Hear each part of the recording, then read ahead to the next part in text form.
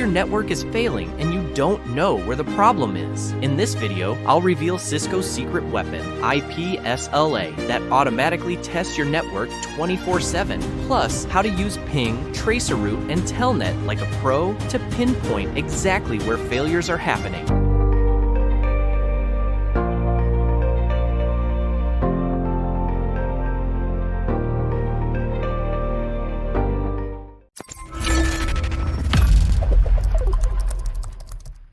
IP-SLA, ping, Traceroute, and Telnet troubleshooting tool.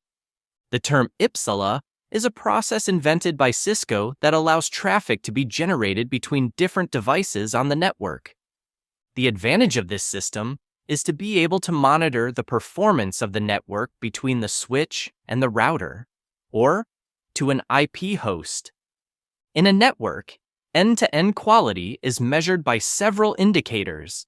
We have the latency time, jitter, the percentage of packets lost, and the response time. For the IP-SLA function to work properly, there must be at least one Cisco device that will carry the role of master, and another device that will have the role of the slave.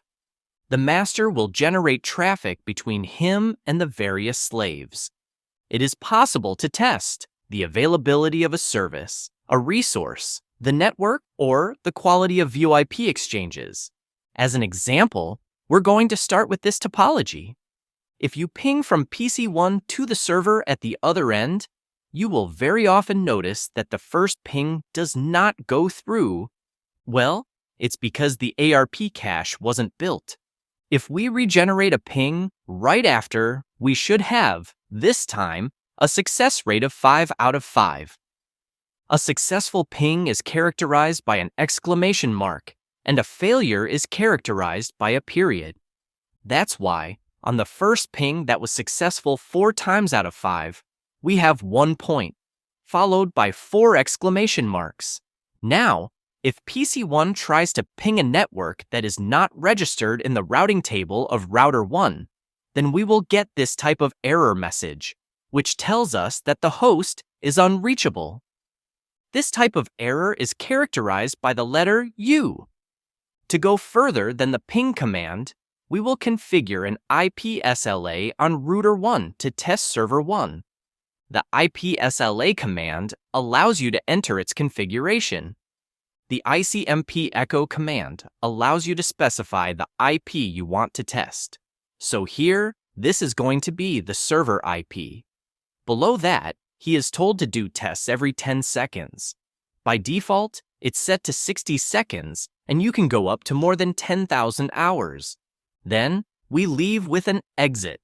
And all we have to do is start the test immediately with continuous programming with the command IP-SLA schedule. The word life forever means that the test will never stop, and the start time now is to start it immediately. The show IP-SLA configuration command allows you to check the configuration of the different SL that there may be configured on the router. The show IP-SLA statistics command displays the results of the test of the different SLAs to be configured on the router. We will now talk about the order Traceroute. It is a command that allows you to display the list of routers that the packet passes through before arriving at its destination. Here, in the example, from PC1 to server 1, the packet passes through router, then on 2, before arriving at server 1.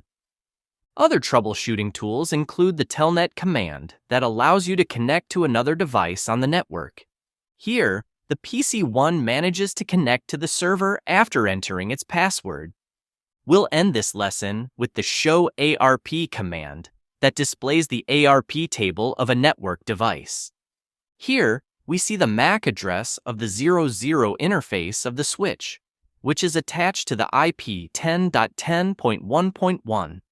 This is the default gateway, which corresponds to the IP of the interface of the next router, that of R1 router.